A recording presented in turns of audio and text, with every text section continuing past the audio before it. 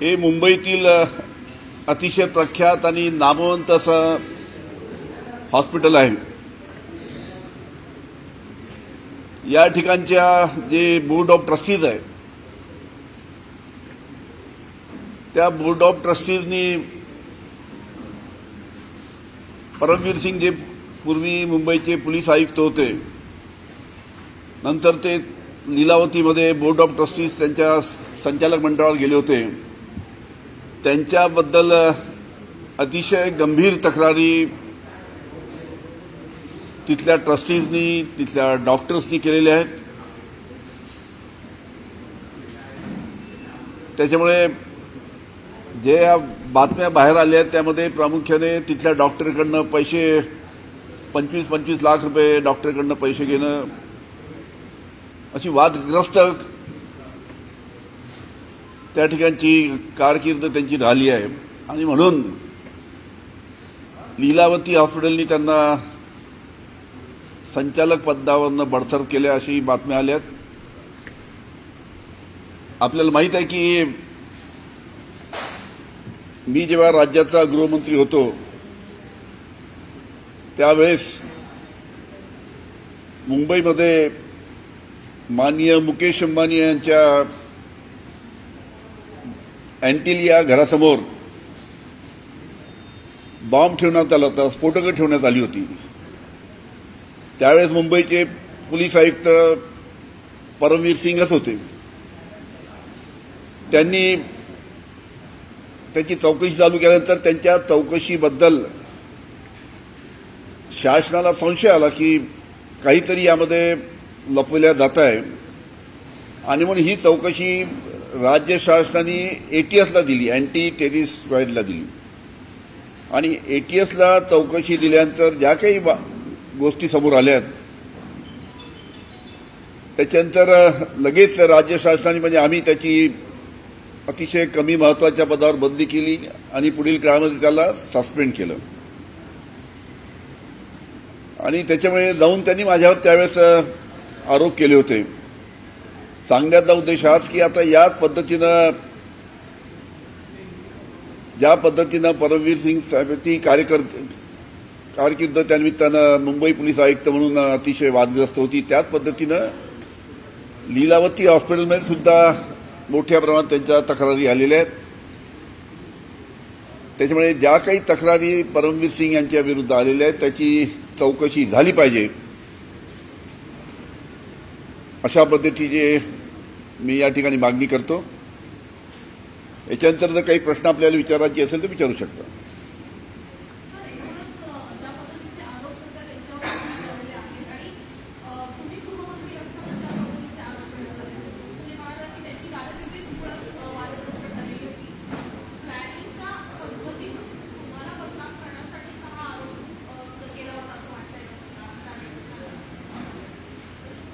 कसं आहे की त्यांनी माझ्यावर आरोप केल्यानंतर मी स्वतः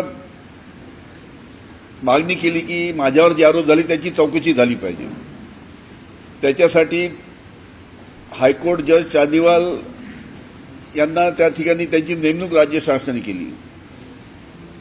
न्यायमूर्ती चांदीवाल यांनी 11 महिने त्याची चौकशी केली आणि त्या चौकशीच्या दरम्यान आमच्या वकिलांनी जेव्हा न्यायमूर्ती चांदीवालला विनंती केली की त्यांना तुम्ही परमवीर सिंग यांना कोर्टामध्ये हजर करा, आम्हाला त्यांचा जबाब घ्यायचा आहे।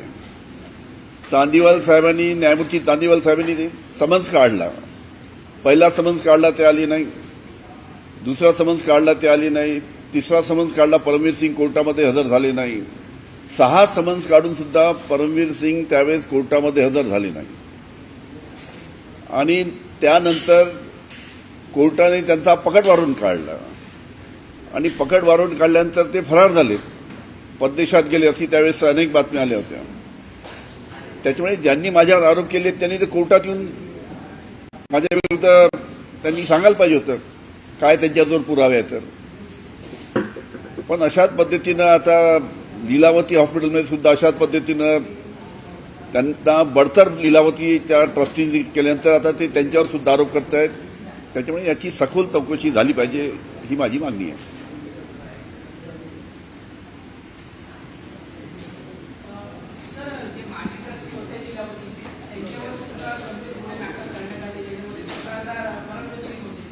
ब्लॅक मनी असेल, पैशांची फेरफार असेल, त्या संदर्भात काही मागणी करणार का चौकशी? कसं आहे की त्यांची ही परमवीर सिंगची मोडस ऑपरंडीच आहे.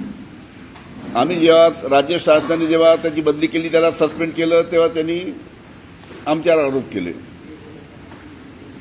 आता लीलावती हॉस्पिटलने त्यांना बडतर्फ केल्यानंतर, त्यांना बोर्ड ऑफ ट्रस्टीच्या याच्यामधनं त्याला काढल्यानंतर आता त्यांनी त्यांचे आरोप करतायत.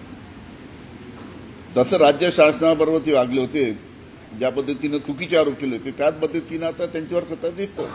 म्हणून याची चौकशी झाली पाहिजे. ज्या बोर्ड ऑफ ट्रस्टीजने जे त्यांच्यावर आरोप केले किंवा डॉक्टरांनी जे आरोप केले, 25 लाख रुपये त्यांच्याकडनं खंडणी मागण्याचे, त्याच्याबद्दल चौकशी झाली पाहिजे.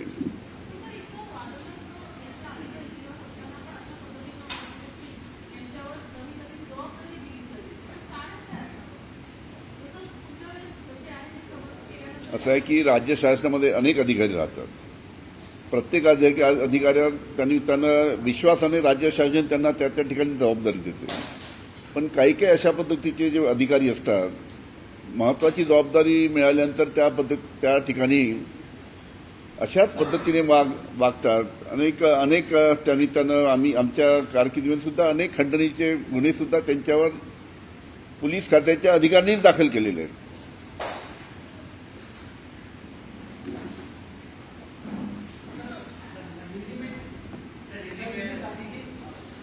हिंदी में ऐसा है कि मुंबई में जो लीलावती अस्पताल है, बहुत ही प्रेस्टिजियस और बहुत ही जिसका नाम है, ऐसा अस्पताल लीलावती अस्पताल है. वहां पे बोर्ड ऑफ ट्रस्टीज पे जो पूर्व मुंबई के पुलिस आयुक्त रिटायर होने के बाद में उन्होंने वहां पे ट्रस्टी करके उनको लिया था. लेकिन जसलोक अस्पताल, लेकिन लीलावती अस्पताल में जब वो ट्रस्टी करके काम लेते थे, उनके ऊपर काफी गंभीर आरोप वहां की जो ट्रस्टीज है, मेंबर ऑफ ट्रस्टीज, उन्होंने बहुत गंभीर आरोप उनके ऊपर किए कि किस प्रकार से पद का दुरुपयोग उन्होंने किया, किस प्रकार से डॉक्टर लोगों से 25 लाख रुपए खंडनी उन्होंने मांगी. इस प्रकार के आरोप बोर्ड ऑफ ट्रस्टीज ने उनके ऊपर किए हैं. आपको पता है कि इस प्रकार की आदत परमवीर सिंह की पुरानी है. माननीय मुकेश जी अंबानी, इनका जो मकान है एंटीलिया के सामने, मैं जब गृहमंत्री था उस वक्त परमवीर सिंह उस टाइम मुंबई के पुलिस आयुक्त थे. उस वक्त एंटीलिया के घर के सामने बम रखा गया, जिलेटिन, और उसकी जब पुलिस ने इंक्वायरी चालू की तो राज्य शासन को इसका डाउट आया कि जिस प्रकार से मुंबई के पुलिस आयुक्त परमवीर सिंह उस टाइम के जिस प्रकार के राज्य शासन को ब्रीफिंग देते थे, उसके बारे में राज्य शासन को शंका आई और उसके लिए उनके हाथ की इंक्वायरी निकाल के, परमवीर सिंह के हाथ की इंक्वायरी निकाल के वो इंक्वायरी एटीएस को दी गई. और एटीएस को देने के बाद में जो सच्चाई सामने आई पूरे एंटीलिया के मामले में, जो अधिकारी इन्वॉल्व थे उसमें, उसके मास्टरमाइंड, उसके जो एंटीलिया के सामने बम रखने के मास्टरमाइंड परमवीर सिंह थे. ऐसी जानकारी जब हमारे पास आई तब हमने उनका तबादला एक साइड पोस्ट पे किया और उनको सस्पेंड किया. और उनको सस्पेंड करने के बाद में उन्होंने हमारे ऊपर आरोप लगाए. हमारे ऊपर आरोप लगाने के बाद में हमने दरखास्त की शासन की, भाई मेरे ऊपर जो आरोप लगाए उसकी इंक्वायरी होना चाहिए. हाईकोर्ट जज माननीय चांदीवाल साहब, इन्होंने उसकी इंक्वायरी की. उनके कोर्ट में हमारे वकील ने जब बोला कि भाई परमवीर को कोर्ट में बुलाइए, चांदीवाल साहब के कोर्ट ने जब परमवीर के लिए समन्स निकाला कोर्ट में हाजिर रहने के लिए, पहला समन्स निकाला, परमवीर कोर्ट में आए नहीं. दूसरा समन्स निकाला, तीसरा निकाला, चौथा निकाला, 6 समन्स निकाले. उसके बावजूद भी वो कोर्ट में हाजिर नहीं हुए. उसके बाद में उनका पकड़ वारंट निकाला गया. पकड़ वारंट निकालने के बाद में वो लापता हो गए, फरार हो गए। उस टाइम खबरें आ रही थी देश के बाहर चले गए। मतलब ताज्जुब है कि जिसने मेरे ऊपर आरोप लगाए थे 100 करोड़ का, उनको जब कोर्ट बुलाती है कि आप आके आपका बयान दो, तो कोर्ट में हाजिर रहने को तैयार नहीं। उसी प्रकार का अभी लीलावती की जो खबरें आई है अस्पताल की, लीलावती के बोर्ड ऑफ डायरेक्टर्स ने जब उनके ऊपर एलिगेशन किए या वहां के डॉक्टर ने एलिगेशन किए और उनको सस्पेंड किया लीलावती अस्पताल ने, उनका जो डायरेक्टर थे ट्रस्टी, वो पद से उनको हटाने के बाद में भी उनके ऊपर आरोप कर रहे, ऐसी खबरें आ रही है। मतलब ये उनकी परमवीर सिंह की पुरानी आदत है कि जो उनके ऊपर कार्रवाई करता है, उनको बर्तब करता है या कड़क कार्रवाई करता है, तो उसके ऊपर आरोप करने का पुराना सिलसिला परमवीर का है। इसी प्रकार ये लीलावती में भी हुआ ऐसा दिखता है, तो इसकी जांच होना चाहिए, हमारी मांग है।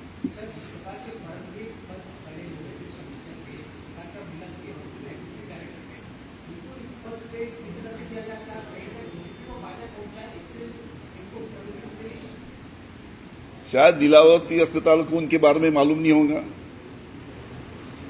कि कितना नटोरियस पुलिस ऑफिसर है। ऐसे है कि मुंबई में और मुंबई पुलिस और महाराष्ट्र पुलिस में बहुत अच्छे अफसर है। मतलब 99% अफसर बहुत अच्छे हैं। कुछ लोग जो रहते परमवीर सिंह जैसे, उसकी वजह से पूरा पुलिस फोर्स बदनाम होता है। शायद उनको पता नहीं होगा कि इस प्रकार का नटोरियस कैरेक्टर परमवीर सिंह है करके उन्होंने एक पुलिस का आईपीएस अधिकारी करके समझ के उन्होंने अच्छी सोच से उसको शायद लिया होगा, लेकिन बड़े जल्दी उनको सब मालूमात उसकी असलियत क्या है मालूम पड़ी।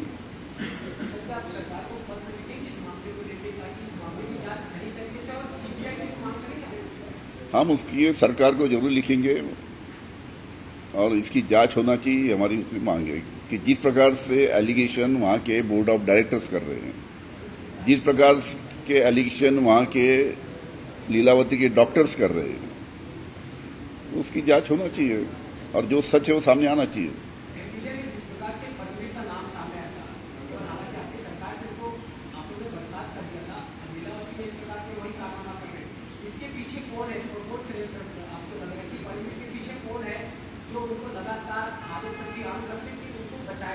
नहीं, खैर उसकी परमवीर सिंह की आदत है, जब उसके ऊपर कहां भी कार्रवाई की जाती है तो तुरंत उनके ऊपर एलिगेशन करता है। हमारे साथ भी ऐसी हुआ, अभी लीलावती अस्पताल में भी ऐसी हुआ। धन्यवाद। दादा सांगितलं तुम्ही।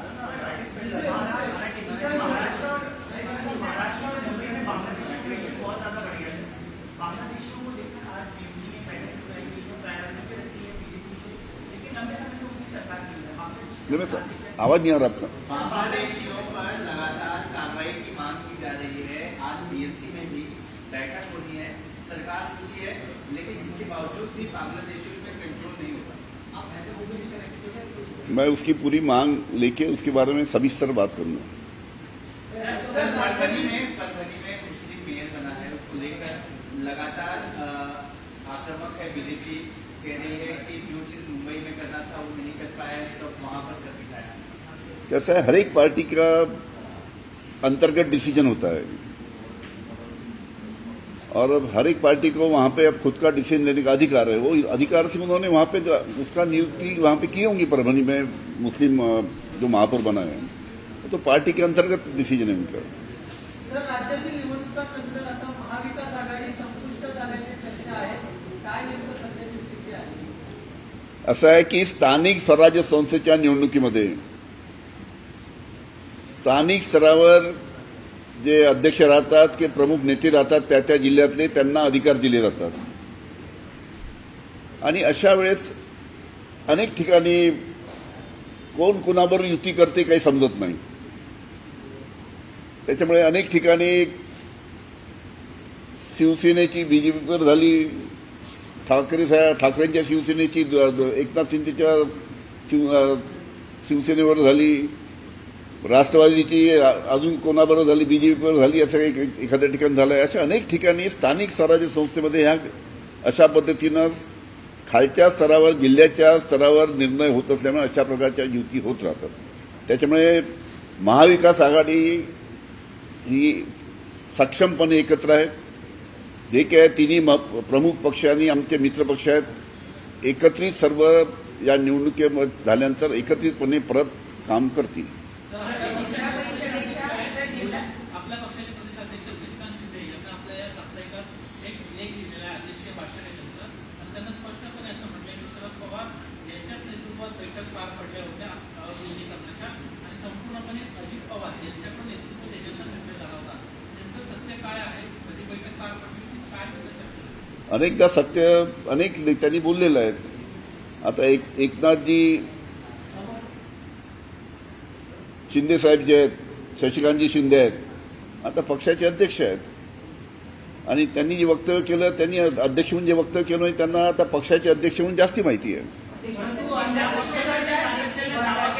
परिषदेच्या ज्या निवडणुका झाल्या त्या निवडणुकांच्या वेळेला अजितदादांच्या उपस्थितीमध्ये राष्ट्रवादी शरदचंद्र पवार पक्षाचे काही उमेदवार हे घड्याळाच्या चिन्हावर लढलेले होते. या संदर्भातली बोलणी प्रदेशाध्यक्ष, त्यानंतर अमोल कोल्हे, रोहित पवार यांच्याबरोबर थेट अजितदादांनी केलेली होती. आता निवडून आलेल्या नगरसेवकांसमोर एक पेच प्रसंग असा निर्माण झालेला आहे की आता समित्यांमध्ये किंवा इतर ठिकाणी जर त्यांना स्थान मिळायचं झालं तर ते बोलणी कोणाशी करणार किंवा त्यांची बाजू कोण मांडणार. त्यामुळे आता जे ठिकाणीचे जे कोणी नगरसेवक जे घड्याळाच्या चिन्हावर निवडून आलेले त्यांचा एक मोठी अडचण निर्माण झाल्याचं बोललं जात आहे. तुम्हाला काय वाटतं? असं आहे की आता राज्याचे माजी